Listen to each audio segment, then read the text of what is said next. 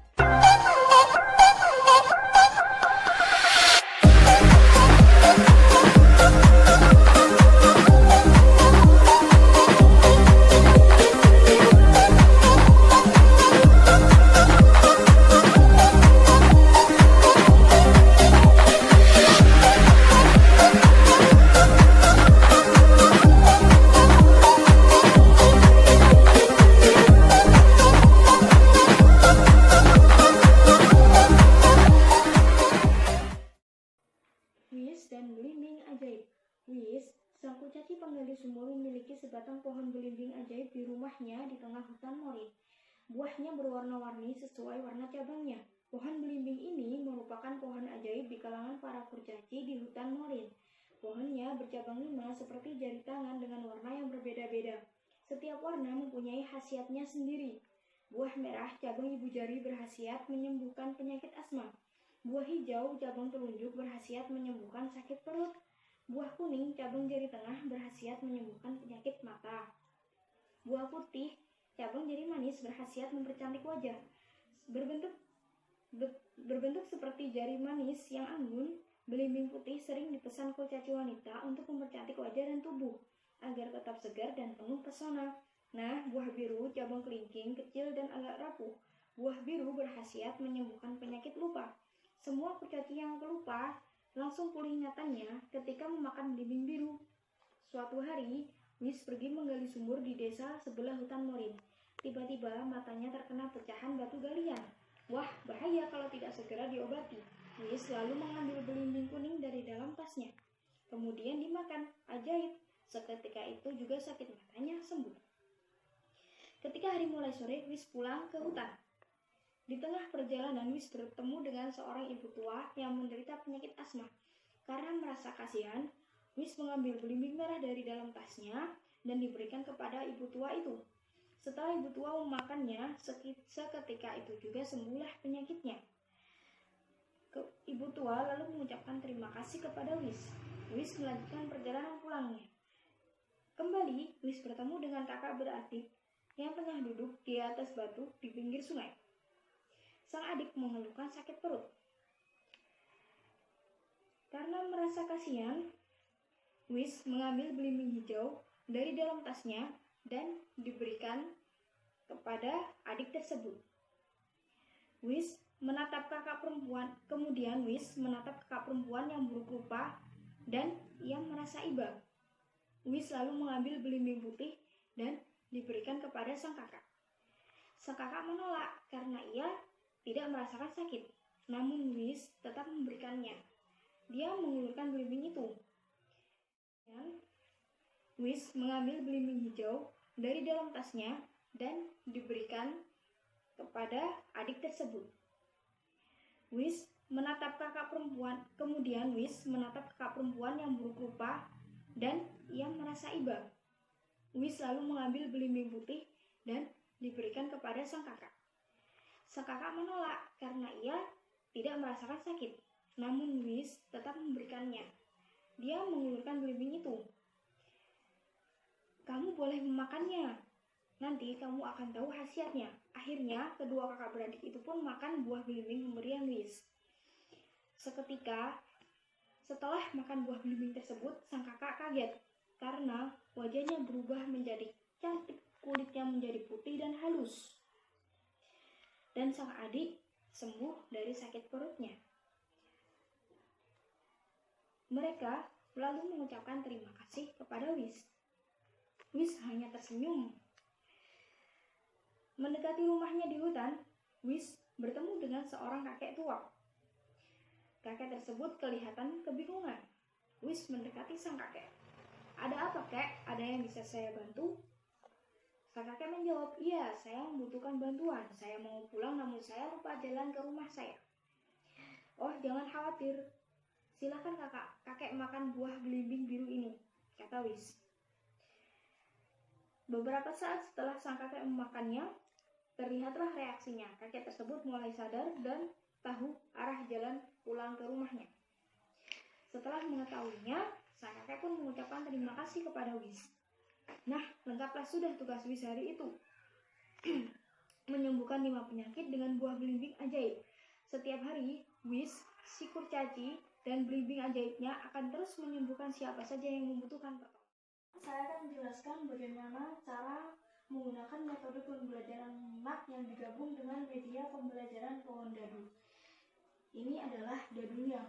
Nah, pada dadu ini terdapat angka 1 sampai angka 6 yang di sini dirinci menjadi sebuah pertanyaan. Misalnya, pada bulatan 1 ini kita akan membuat pertanyaan dengan kata awal apa. Sedangkan pada angka dadu 2 kita akan membuat pertanyaan dengan awalan siapa. Pada angka dadu 3 kita akan membuat pertanyaan dengan awalan mengapa. Pada angka 4 kita akan membuat pertanyaan dengan awalan di mana. Pada angka 5 kita akan membuat pertanyaan kapan, dan pada angka 6 dengan pertanyaan bagaimana. Cara bermainnya adalah seperti ini. Dadu ini kita kocok atau kita lemparkan seperti ini. Muncul angka 1. Berarti kita harus membuat pertanyaan dengan awalan kata siapa. Nah, tadi ceritanya kan sudah dibaca. Kita bisa membuat pertanyaan dengan contoh, misalkan, siapa nama tokoh dalam cerita Wis dan Bibing Ajaib? Nah, pertanyaan tersebut kita tulis pada buah apel ini, seperti ini.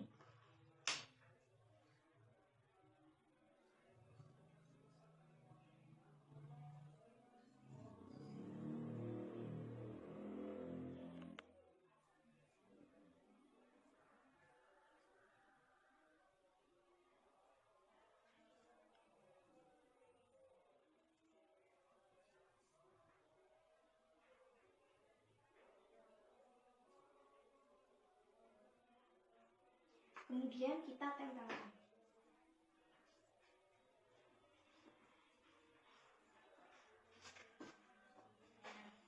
Kita kocok lagi dadunya. Muncul angka 4. Kita bisa membuat pertanyaan dengan kata awal gimana?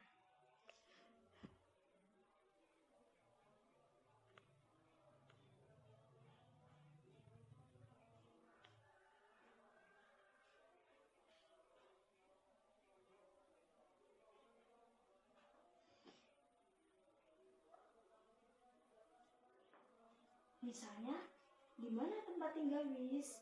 Kita tempelkan lagi.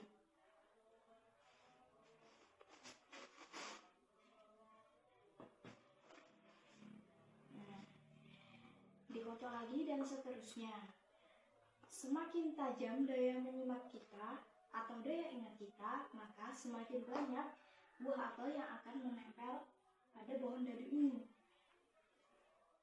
Tadi adalah presentasi tentang salah satu metode pembelajaran menyimak yang saya gabungkan dengan media pembelajaran beserta tata cara pembuatan dan langkah penggunaannya.